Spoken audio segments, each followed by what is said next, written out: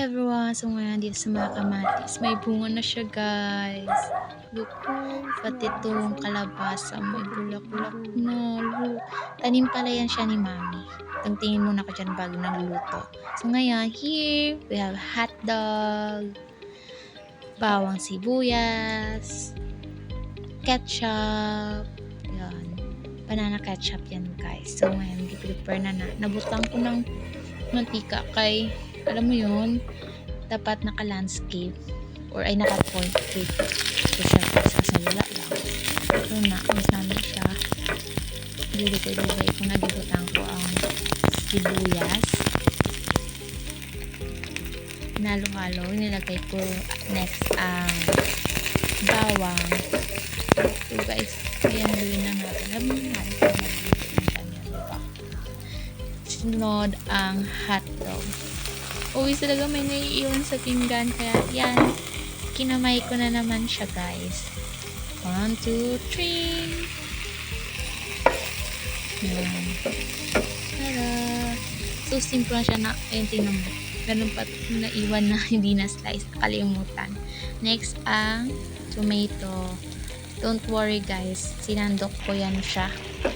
Okay, para hindi sayang. Halo-haluin. Yan. Halo-haluin lang siya. Daw ma-mix. Alam nyo guys, na ano ko kasi nagtagalog ako. Tapos biglang Bisaya. Ay, Bisaya ba? Basta Ilonggo sa Bisaya. Basta yun. Yan, basta yan. Nilagyan ko siya ng water here. Konti lang para lumambot-lambot yung hotdog natin para maluto ng maayos. So yan, halo-haluin. Halo. Next natin ilalagay dyan pag medyo kumukulo na is yung asin at paminta. Tara! Yan guys, haluin natin ng maayos para magkalasa, pantay yung lasa ng lahat. Yan na. Kumukulo na, nilagay ko na ang sili. Well, depende sa inyo kung maglalagay kayo ng sili. Tara! Yan na! Luto na siya guys. Next, ayun na ang putahe guys. Ayan na ating pagkain. Ready to eat na yan siya. Tcharan! Naka-plating pa. Kabog. Next natin is ang lady finger, ang okra. Pakuluan syempre para lumambot.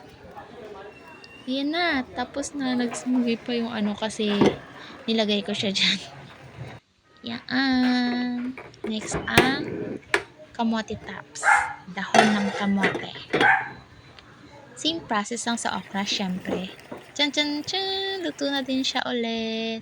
And here the finished product. Alam nyo guys, yung ano, tawag nito ba?